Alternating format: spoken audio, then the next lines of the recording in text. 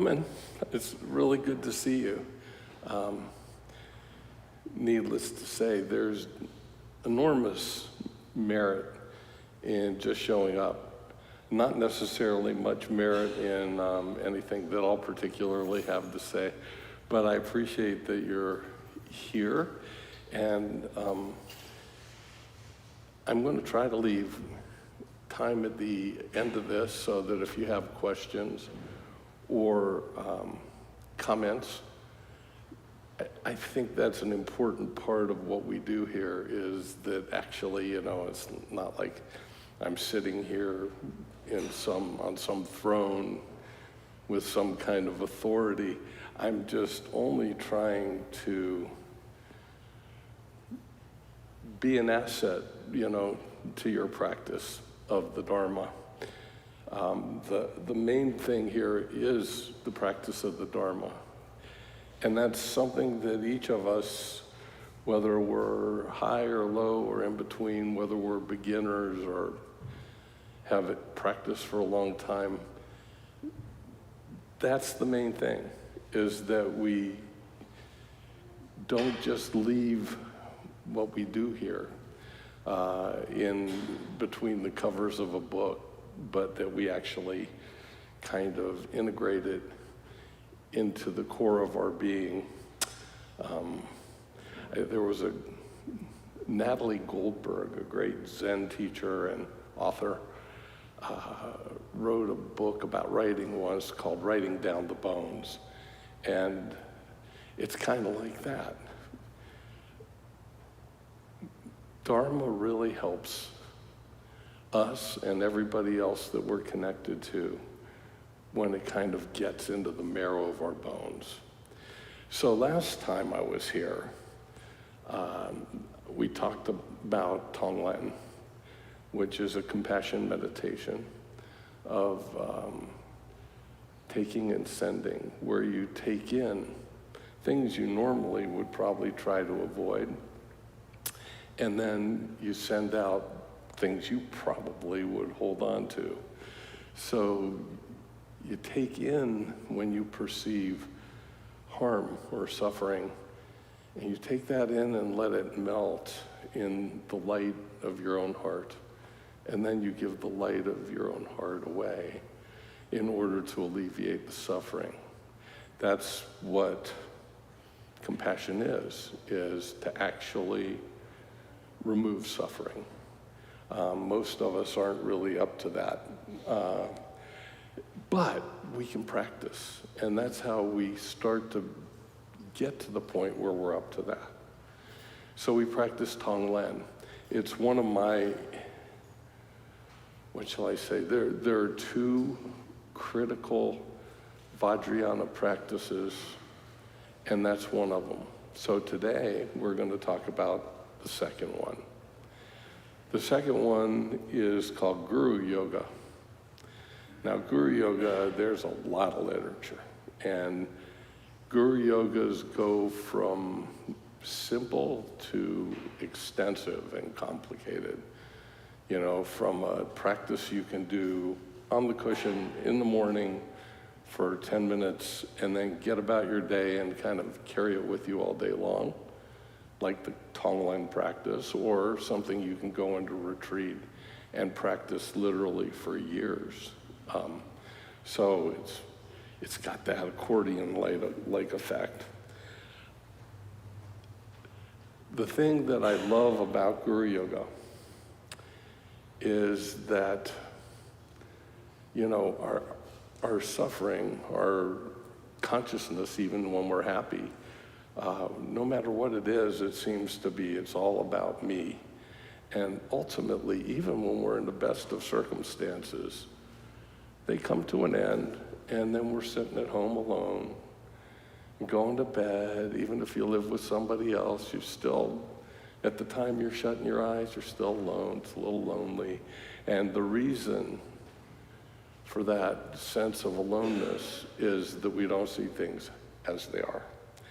And Guru Yoga is a direct introduction to seeing things how they are. And what that means is, You see all these Buddhas and Bodhisattvas and teachers behind me? They're not meant to be like idols for worship or something like that.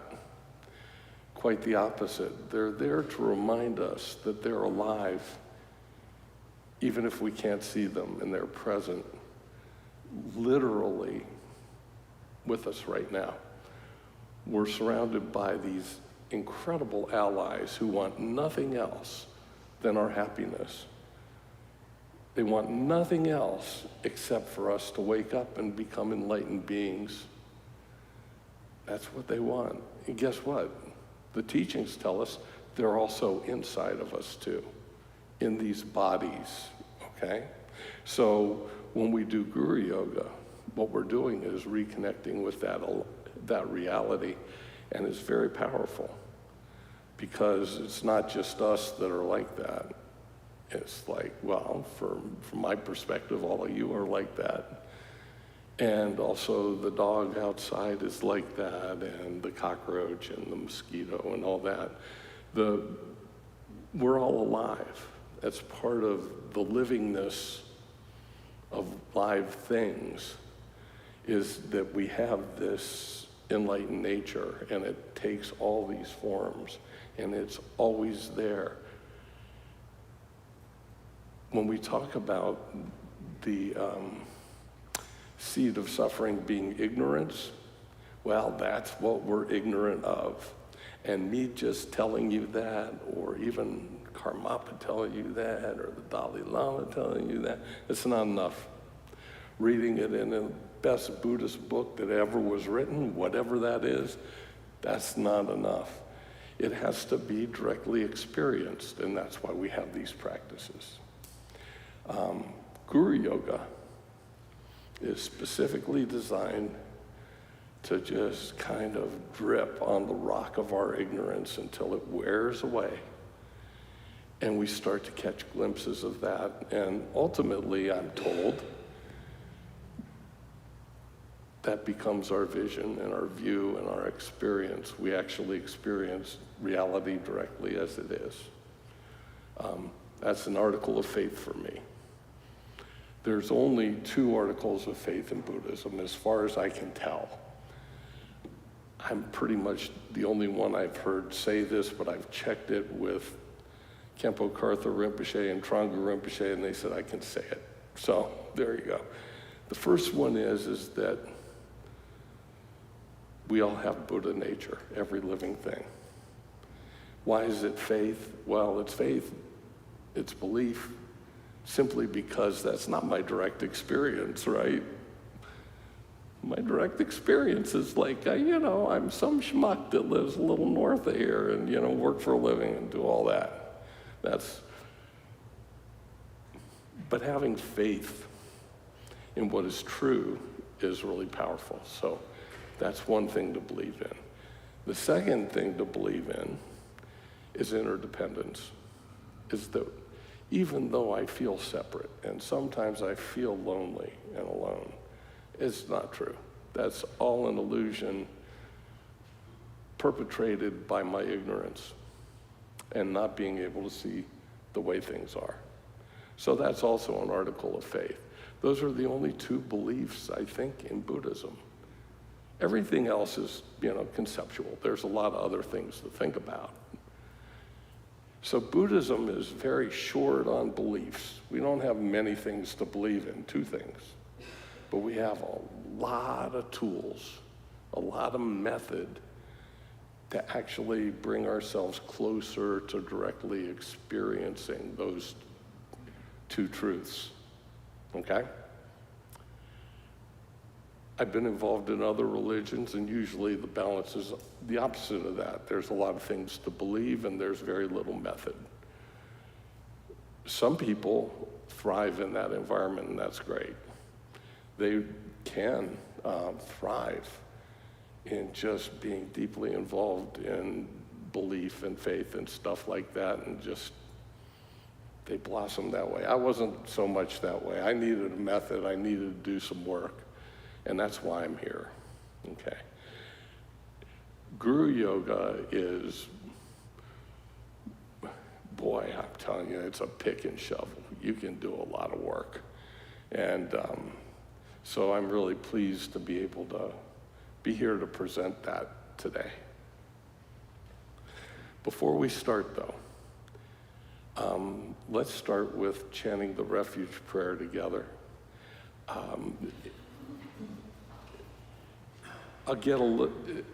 This also becomes part of the Guru Yoga exploration that we'll do. It's important to start with the refuge prayer.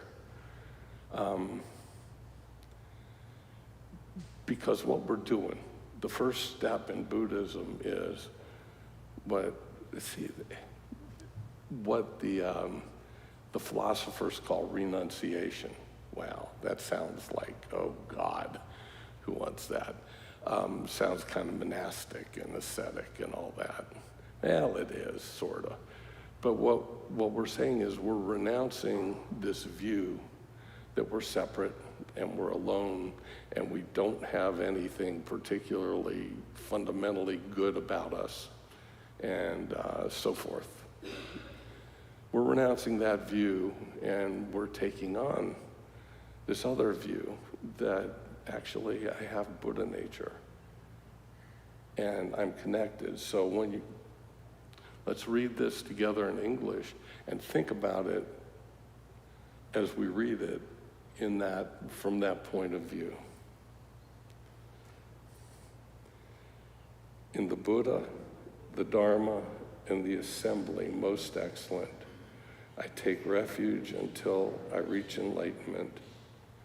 By the merit of generosity and other good deeds, may I achieve enlightenment for the sake of all beings. We'll just do it one time this morning. So,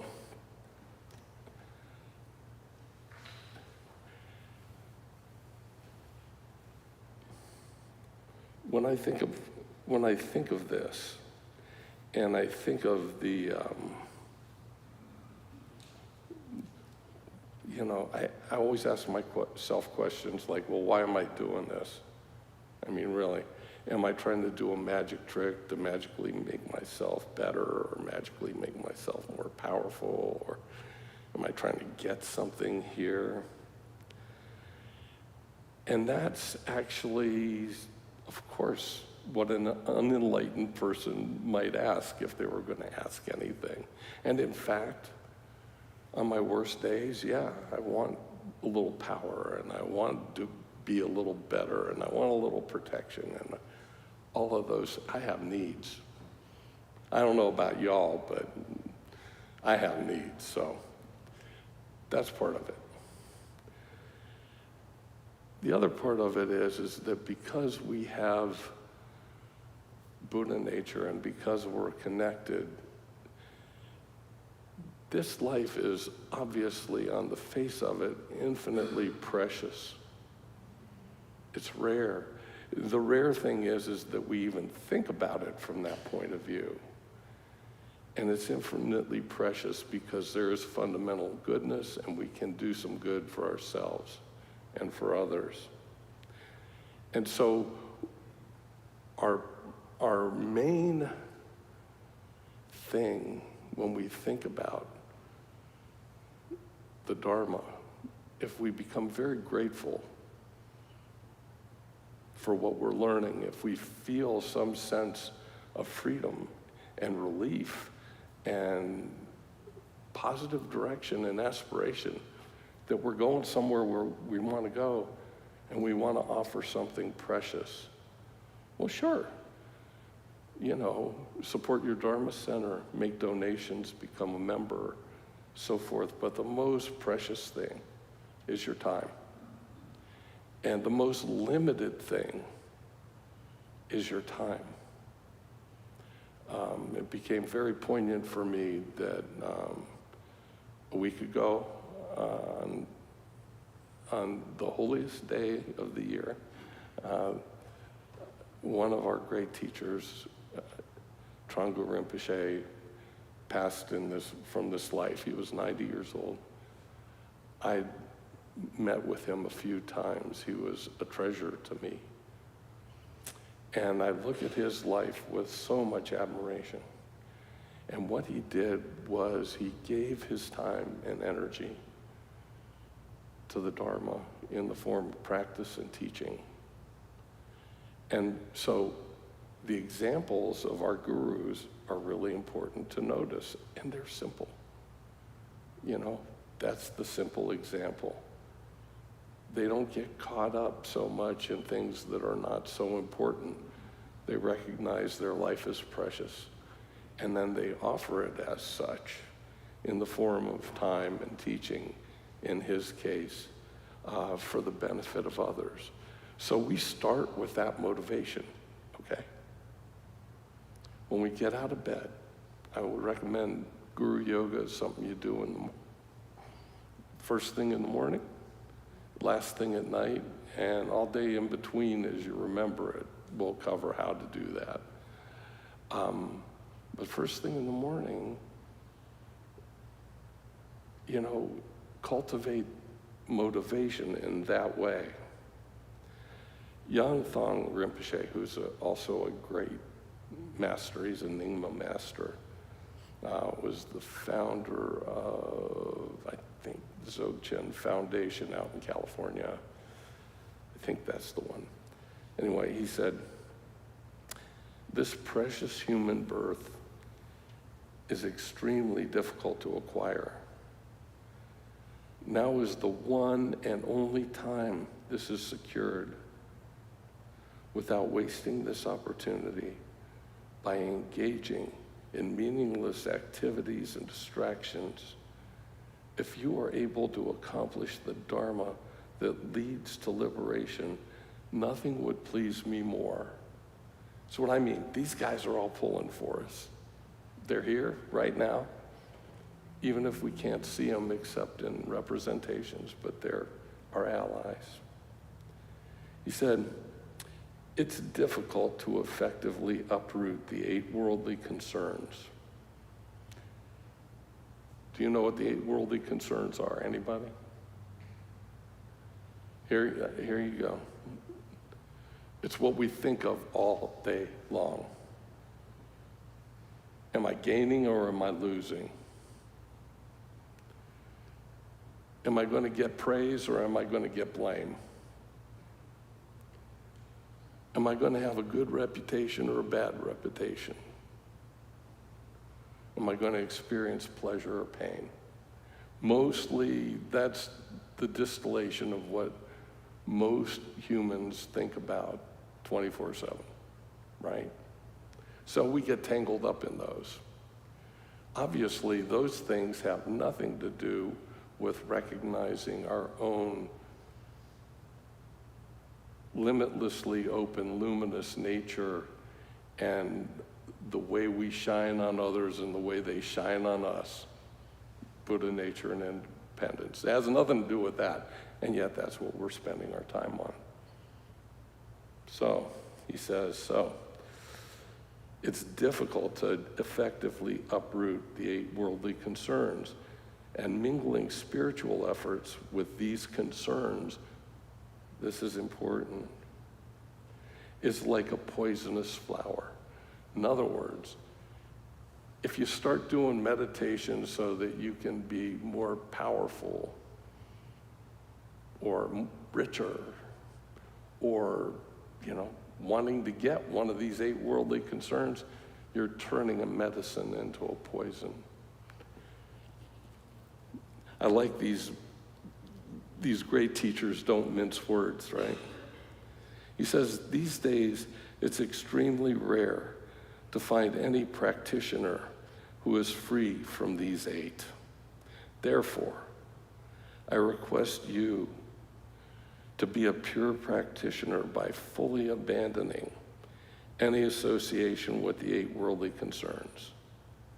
That alone would be an astonishing accomplishment.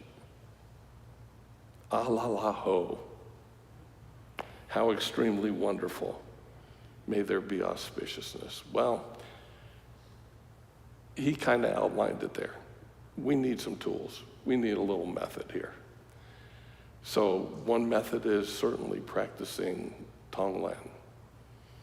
always start by calming the mind, practice Tonglen, engender compassion, right? Then there's the second thing, this guru yoga. Now, Khenpo Karthar Rinpoche taught a very simple guru yoga. I'm going to kind of read you what his instructions were because they're flawless, and then we'll unpack them through using a very short guru yoga that you can kind of grab for yourself.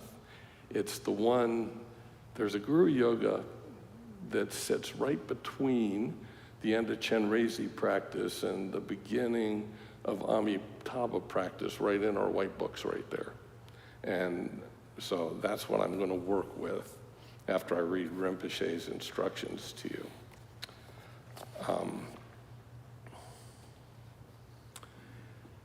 So this goal of liberation in our tradition, we call that Mahamudra, which means the Great Seal.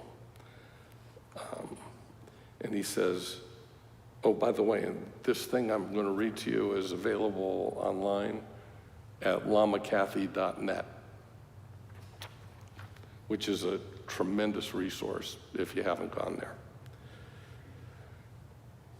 Mahamudra can first be practiced in the context of the withdrawal phase of sadhana practice, and especially through the approach of mixing your guru's mind and your mind.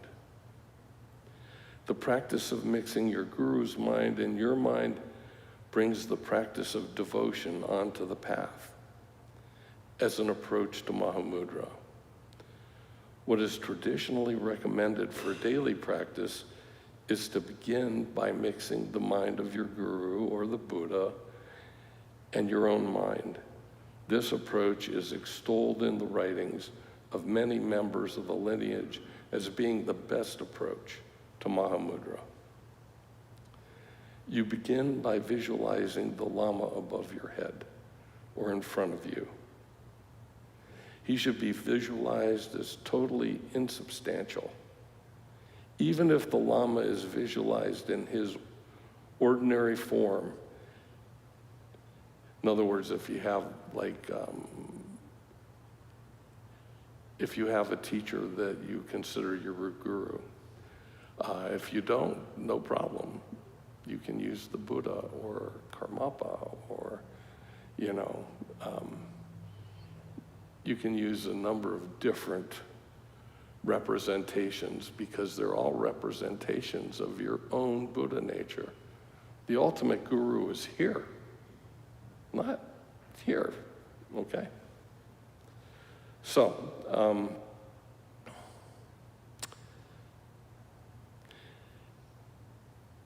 he should not be conceived of as being a solid form of flesh and blood. He should be visualized as being made of light rays.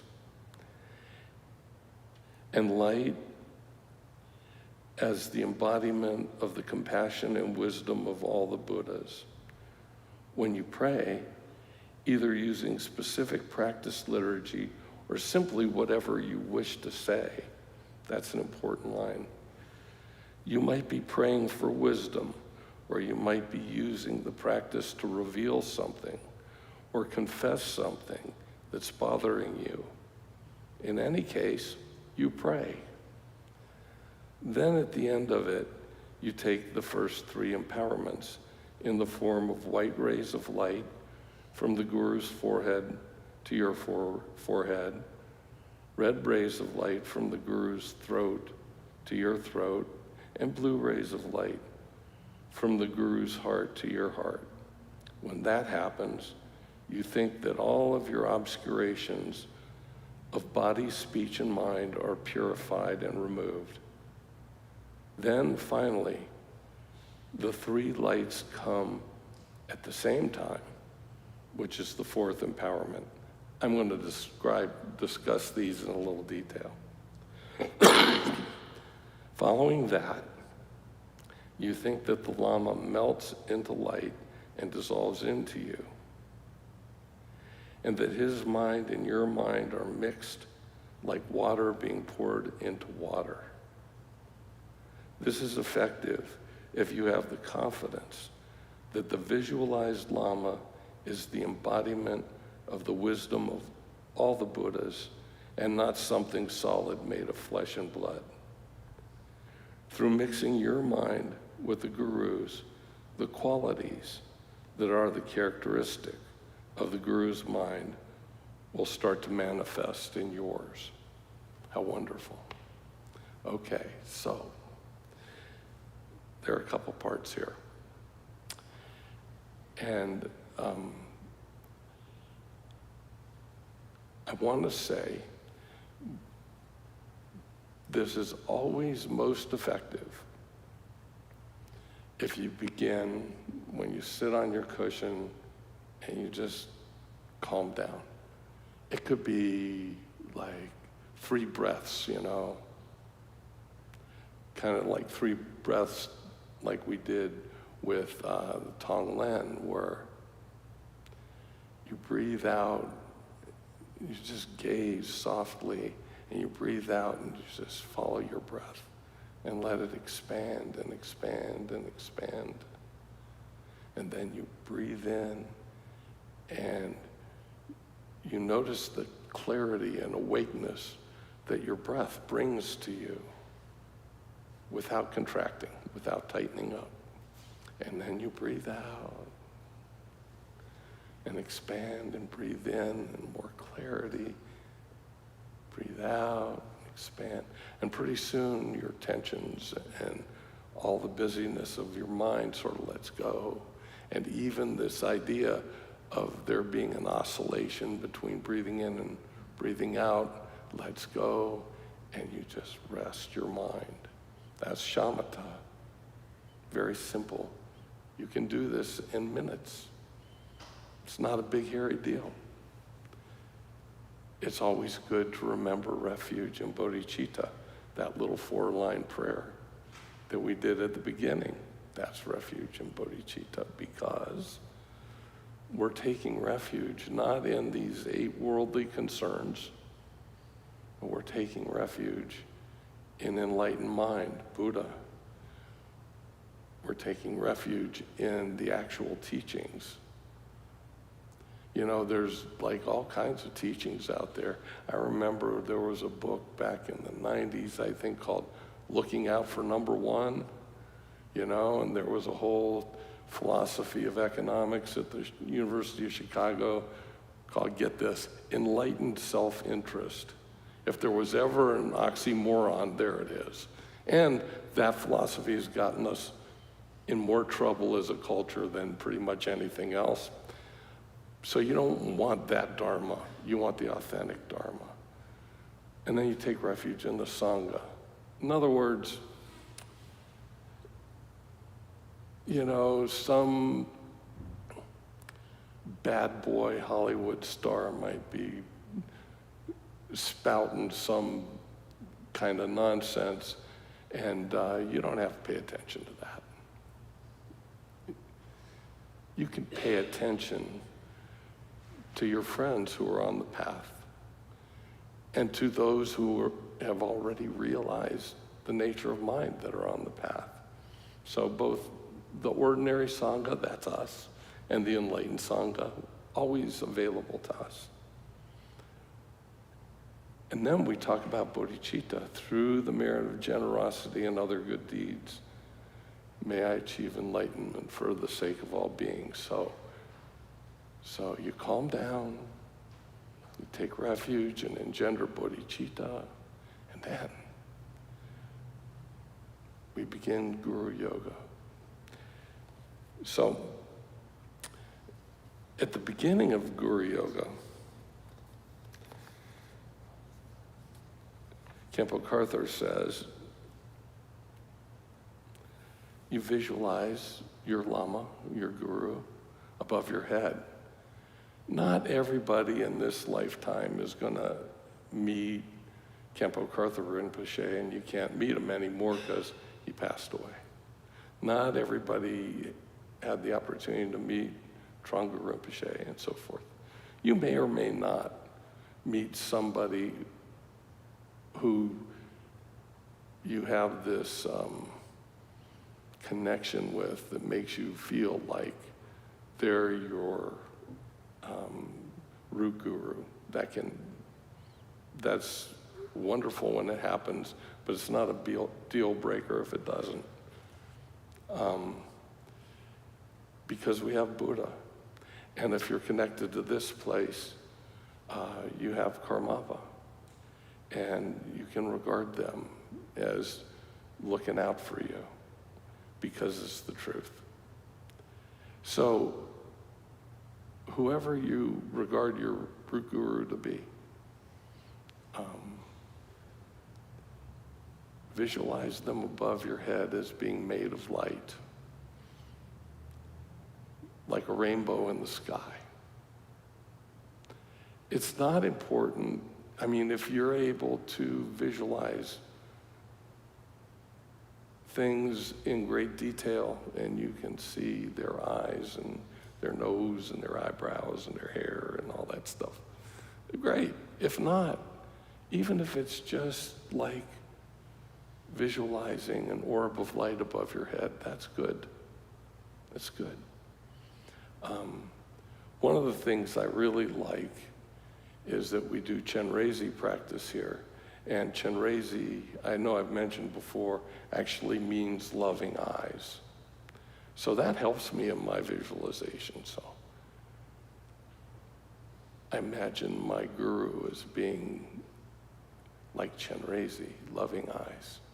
And once I can sense those loving eyes, everything seems to unfold beautifully. Then he says, think of your guru as containing all the wisdom and qualities of all the Buddhas.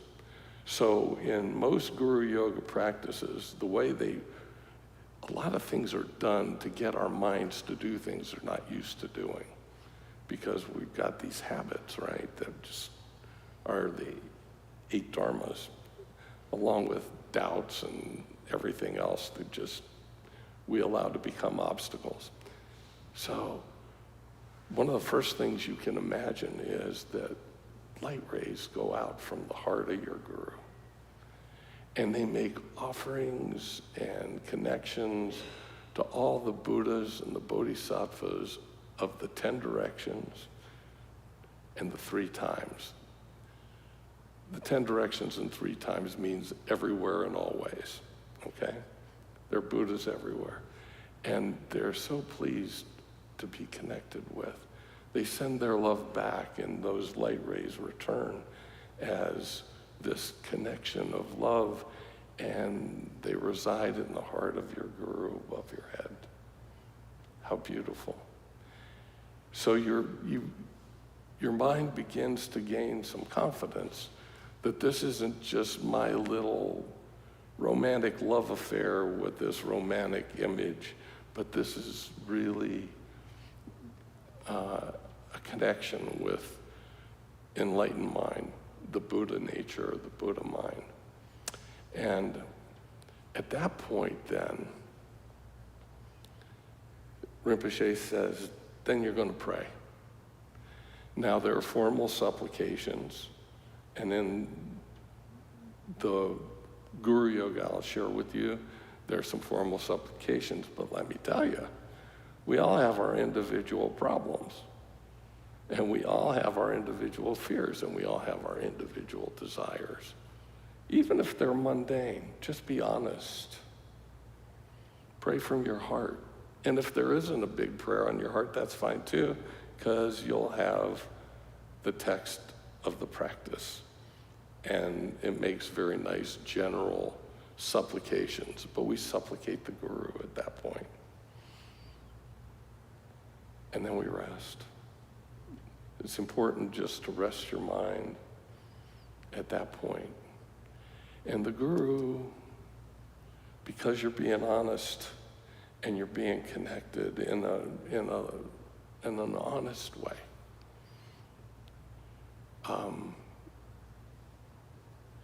smiles at you with those loving eyes, and he sends a white light from his forehead that goes to your forehead. Now, there's not much elaboration here. I'm just going to tell you how I think of this, okay? So generally, that's considered what's called the vase empowerment in technical terminology. If you go to any Vajrayana empowerments, you'll see that the first one's actually done with a physical vase that's holding nectar.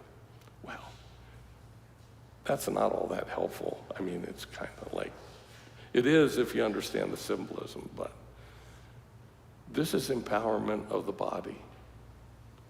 So all our bodies, we mostly think of them as flesh and blood and muscle and all that kind of stuff, but we almost never think of them as being the home of Buddha. I mean, Shakyamuni Buddha, Gautama Buddha, had a body just like yours, you know that.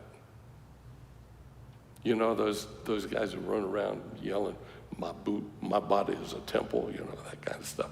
Well, they're kind of, in terms of what they're usually referring to, it's kind of misguided. But in a sense, there's truth there. This is the home of Buddha. And in fact, in the tantric teachings, there's supposedly 108 peaceful and wrathful deities that are in our bodies that we normally can't see.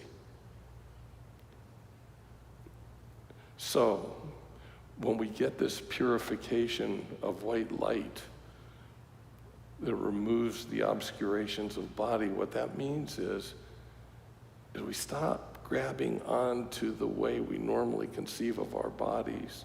We let that go. And we see the sacredness of this space as being the home of Buddha nature. It's very powerful that way. And you rest with that. Then we get red light from the throat chakra of your guru, and it comes like a flash of ruby red light to the throat chakra that you have. And they say it purifies all speech. Well, let me explain to you about speech. Speech is the way we relate to one another. So it's definitely the body and the speech are definitely talking about what in technical terms we call relative reality, not ultimate reality, but it's where we live. So this is of amazing importance. Our qualities and our activities all happen within the space of relative reality because we do things with people and to people and with the world and to the world and so forth. So this empowerment of speech is a cleansing, a purification of all the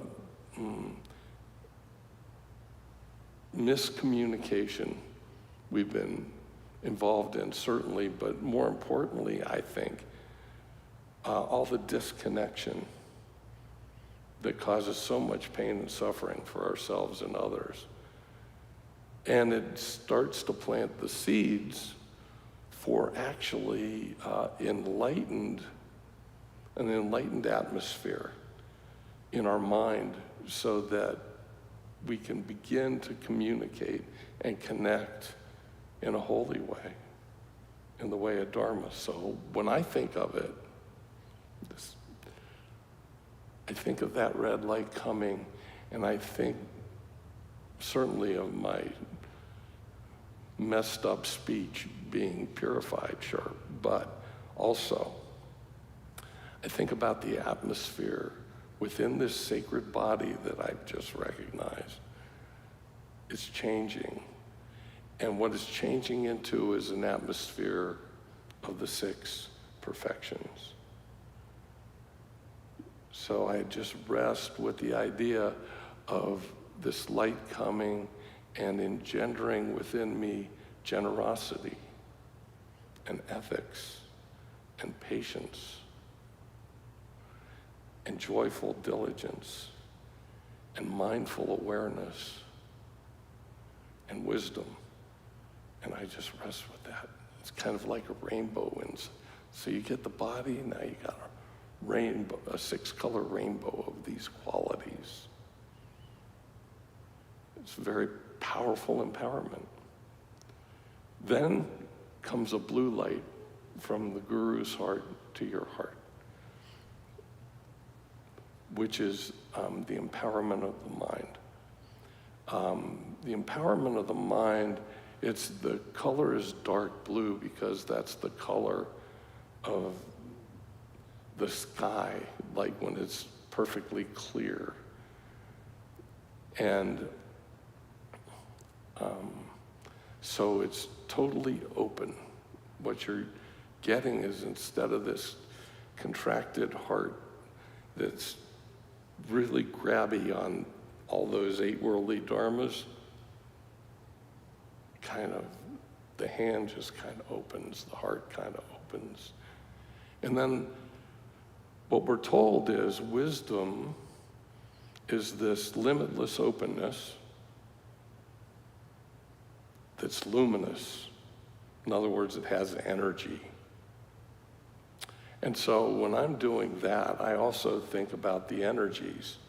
In fact, I flash on the openness, which came from that original shamatha practice at the beginning. I flash on the openness.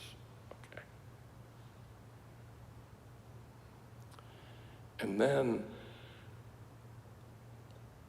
I invite, it's kind of like invite the energies of a Buddha to come alive within that openness, within that space, and become the luminosity.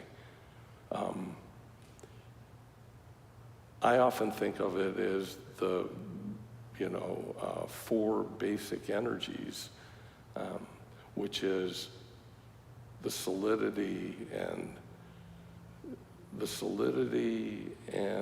generosity of earth, the quality of being stable, the energy of stability, the energy of humility and power of water, the energy of brightness and warmth of fire, and the energy of being able to go everywhere and touch every living being with life-giving properties like air and breeze. So I think of earth, water, fire, and air, and their fundamental energies arising as luminosity within this open space. That's the way I see the mind empowerment. I haven't read that in any books. That's just come to me over years of practice. So take it or leave it. If it's helpful, great. And if it's not, no problem. And then lastly is that 4th empowerment that they never talk about. I'm going to talk about it. So the 4th empowerment, they say, all 3 lights come together. Well, what's going on there? That's called, in technical talk, it's called the secret word empowerment. I guess nobody talks about it because it's secret. It's not that kind of secret, though. So if you've got this sacred temple that's imbued, engendering all these enlightened qualities with enlightened energy, what's the problem?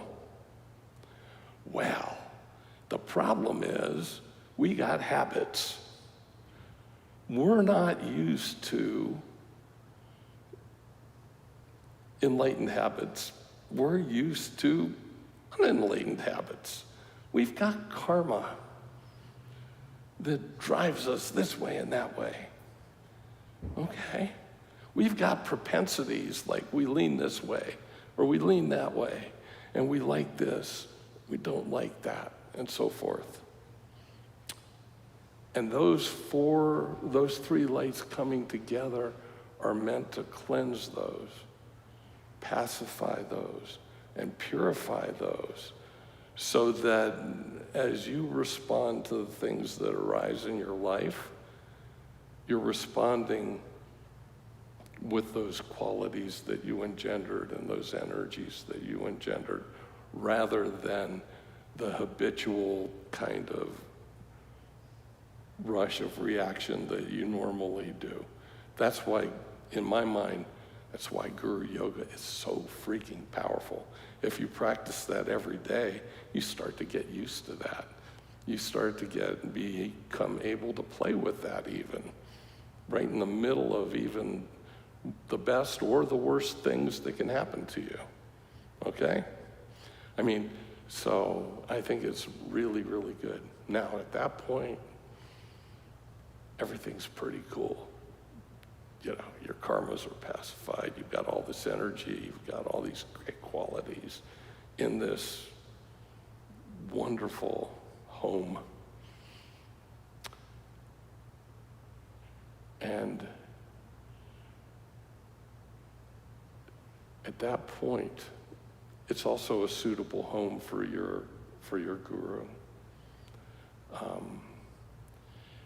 And the guru melts into light and melts into you and mixes inseparably with you.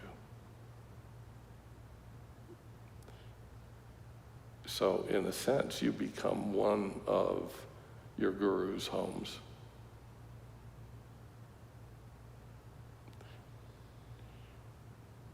At the end, of course, you dedicate the merit. And there's a dedication of merit I'd really like to share with you. I like it a lot. I can have them put it in the resources part of the Columbus KTC resources. But here's how this dedication of merit goes. Due to this merit, may we soon attain the enlightened state of the Guru,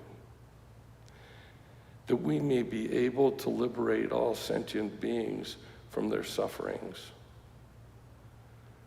May the precious Bodhi mind, not yet born, arise and grow.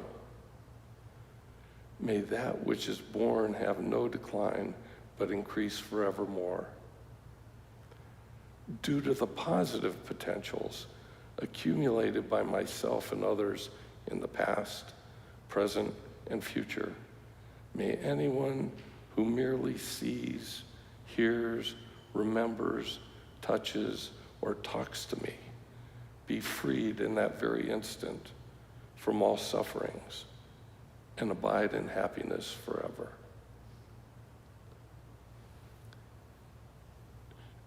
I think that's a very nice dedication for after that sort of guru yoga. And then you just kind of flex off your cushion and into your day. And all day long, as things come up,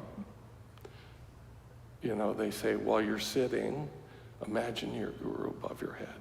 While you're walking, imagine your guru over your right shoulder, because it's apparently very meritorious to circumambulate your guru, like circumambulating a stupa. And if your guru's sitting here, as you walk, it'd be like that. And then at night, as you lay your head down, just remember your guru and let your guru melt into light and come to rest again in your heart and fall asleep. Then in the morning, you wake up and the guru comes up through your central channel and sits above your head again, and we start again. So this is a way of integrating Dharma practice into everything and integrating everything into Dharma practice, which is really, really the point. Now, I didn't do what I promised. I just kind of talked through it. This Guru Yoga that's in between Chenrezig Amitabha in the White Book isn't long. It's this, that's it. And it's really good. It's great. It's a Guru Yoga of Guru Rinpoche. And I think the first time Karmapa came to the United States, the 7-line prayer, which is contained in here, was the first thing he taught on the first day up on the mountain. He told a story that when he was a kid and people thought he was special, things happened around him, you know. He said when they were nomadic herdsmen, his family, in the plains and the plateaus of Tibet, and up in the mountains in the summer, down on the plateaus in the winter. But, you know, it's pretty sparse. They can't grow much. Water sometimes is hard to find, so forth. And when his family would need something, this is what he said. He said he would pray the 7-line prayer 7 times and wish for whatever was needed to help, and somehow it could happen. So I don't know if it's a miraculous prayer or not. I can't speak to that. But I do know that when I do this Guru Yoga and this prayer, I feel connected to my Guru. So, and that's the important part. So I encourage you to look that up. I can also have that put in the resources page too, I think. I'll ask Lama Kathy. And that's what I've got. I wanted to leave some time for questions and answers. So if you have some, feel free. And if you don't have some, feel free anyway.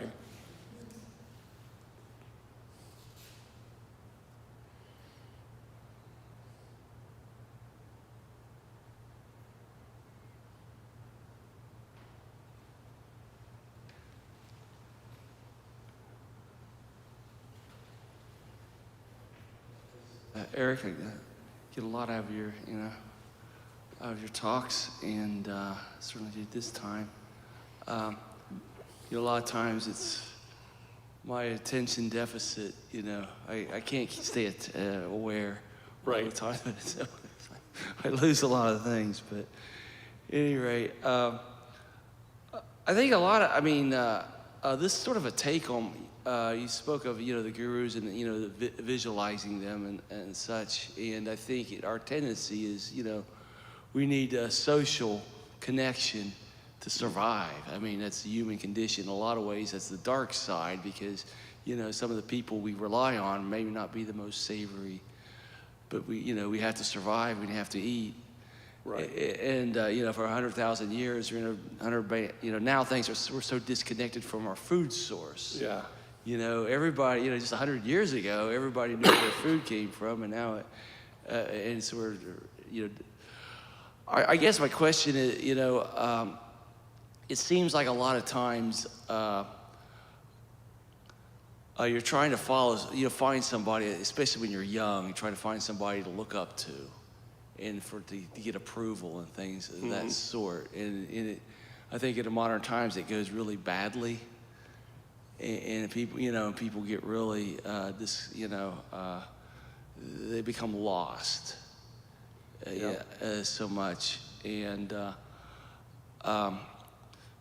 personally, with me, I tend to kind of, I look on the dark side of things a lot. People are out to get me, that's just my bad side, If I'm just honest with myself, when I come and I sit on a cushion, which is not enough, I've become aware of things I try to block out, of discomforts that I have. I'm aware of them. And but I think when I don't sit on the cushion and I'm just walking, that's sort of my consciousness. And I'm not really getting any kind of and I feel a disconnection. From just the people. I try to turn on the television. Now there's a writer's strike. Right, So, right. I'm missing that now. Yeah. See all these billionaires' faces on the internet all the time. It's like, what? Yeah, but I'm digressing. But I guess I'm just sort of rambling there. It's sort of a ramble more than a question. But I don't know if I'm done. I think that's really valuable. I mean, it's honest, and I think that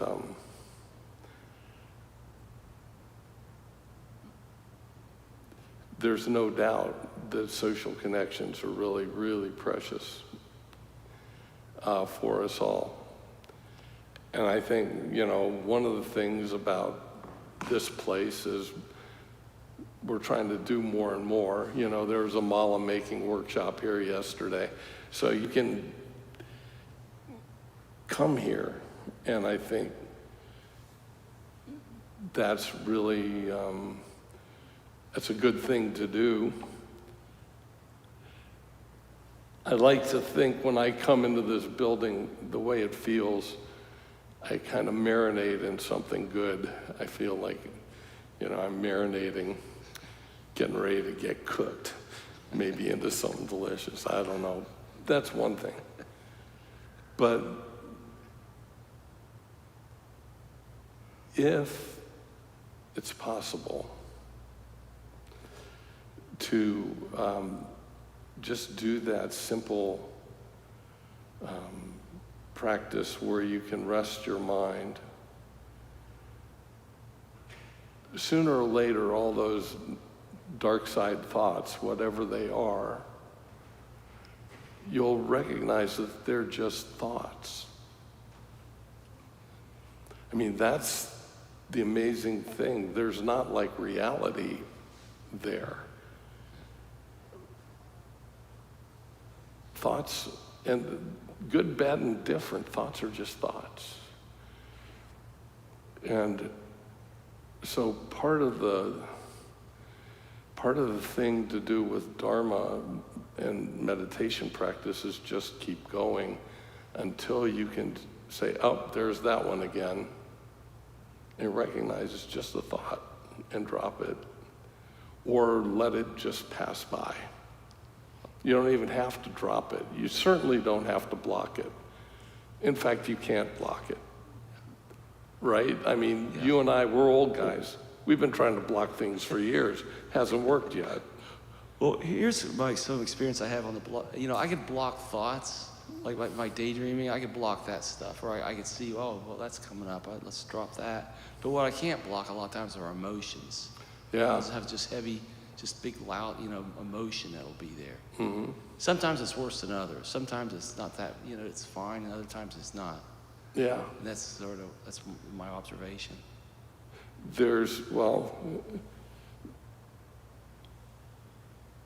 The advice that Khenpo Karthar Rinpoche gave 3 pieces of advice for dealing with negative emotions. So if you're in the state of meditation and the quality of your meditation is such that you can recognize emotions are just thoughts too. Because what are they? Like you get a contraction in your muscles or shortness of breath or your heart's beating a little faster, then your mind interprets that as I'm afraid of, and then we tell ourselves a story about what we're afraid of, and it's this whole waterfall of stuff that winds up, kind of taking over because it's powerful. So he says, if your meditation is of such quality that you can recognize the thought just as it arises, in other words, your body's reacting to something in your environment, and then your mind's about to seize onto that and create a label and then a story and all. If you can look directly at it, look at that first hair at the top of the head of that thought that's just popping up over the horizon, it'll dissolve. Most people can't do that. It's still the first advice. It's worth trying. Yeah. Most people can't do it. I'm working on it, so. Second thing, so he says the second thing is Tonglen, which we talked about in the last talk. So whatever the negative emotion is, just pray that it contains all the negative emotions of all beings and that one day we'd all be free of it, right? The third piece of advice is from Shanti Deva. When the Tonglen is overwhelmed too, and it's just all just a waterfall of horribleness, Shanti Deva said, be like a log. Just be quiet. Don't react to it. Don't try to get rid of it. Just let it do what it does, and it will pass. Because all of that is impermanent. We know it comes and goes, right? Yes. Just be like a log. I will add a fourth point, though. If you're doing this guru yoga that we were talking about this morning, that's the kind of thing when you get to that point of supplication where you're praying, you pray about it. I can't get rid of these dark, negative thoughts. Help. See, that's an authentic supplication right there. And you can do that. So the first one, okay, if you're a Mahamudra master, but certainly Tonglen, being non-reactive, knowing it'll pass, and practicing guru yoga, at least you have some tools and it can make it interesting, you know. I think for me, that's the thing, is the tools make it interesting. It can be a battle, in other words. Oh, yeah. There's nothing says that it can't be a battle, you know? It can be a battle. It's a challenge. Yeah, so one other thing, this was a very good question, it turned out.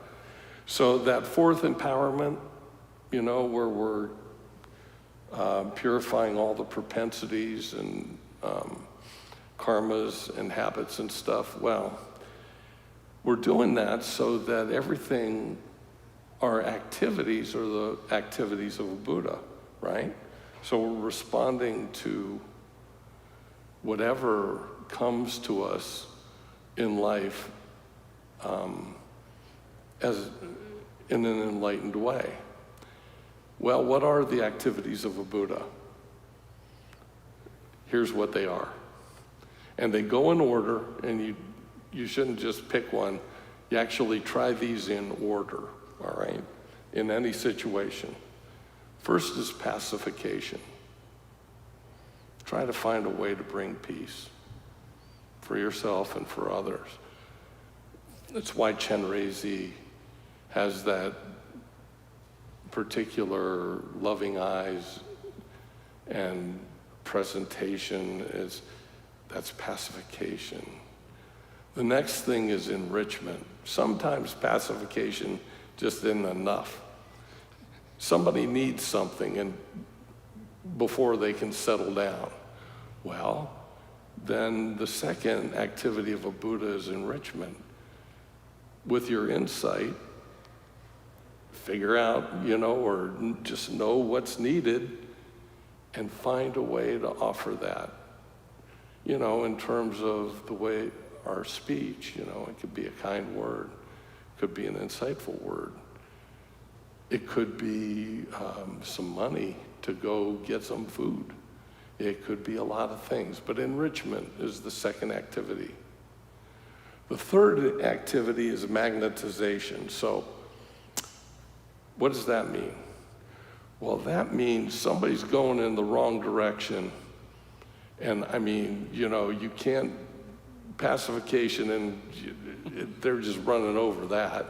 And enrichment, they're just taking that enrichment and putting it in the wrong direction and making the wrong direction even more powerful. So you gotta throw some magnets up there to suck them off of the wrong direction into another direction. And that can be done simply by being a kind and compassionate and happy person. Because if you feel that joyful diligence in yourself and you exude that, no matter who they are, they're going to look at that and say, I want that. That's magnetizing. That's how that works. So it's important that you do your own practice because you want those qualities for the benefit of beings. That's how that works. The last one, and this is the last, is subduing. And when you see these very wrathful bodhisattvas, you know, the guys with the fangs and the claws and all that stuff, it's a way of being compassionate, of depicting compassion, because sometimes, even after you've pacified, enriched, and magnetized, it still keeps going, and you have to be able, out of literally the kindness of your heart, to just say, stop. And you got to be able to stop that. And that's a powerful thing. We all know examples of that. You know, the basic example we've all experienced is, you know, when we were toddlers about to get into some real trouble, like run into the street, and our mother comes out of nowhere and tackles us, maybe even cracks our head open in the process. That's like subduing, but she protected us, right? Yeah. So it's like that's why that subduing, wrathful energy is still compassion, because it's the energy of protection. Anyway, those are the 4 activities. And you can employ those activities even when you're working with your own emotional states. Mess around with it, play with it, see what happens. Sure. All right, thanks, sir. Sure. Well, as usual, I've run past time. This is what I do. So let's just say the dedication of merit prayer together in English, literally with the sense of making an offering to all beings everywhere of the goodness of just being together and contemplating the Dharma. By this merit, may all attain omniscience. May it defeat the enemy, wrongdoing, from the stormy waves of birth, old age, sickness, and death. From the ocean of samsara, may I free all beings. The courageous Manjushri, who knows everything as it is. Samantabhadra, who also knows in the same way. And all the bodhisattvas, that I may follow in their path, I completely dedicate all this virtue. Well, thanks everybody. I had fun. I hope you did too.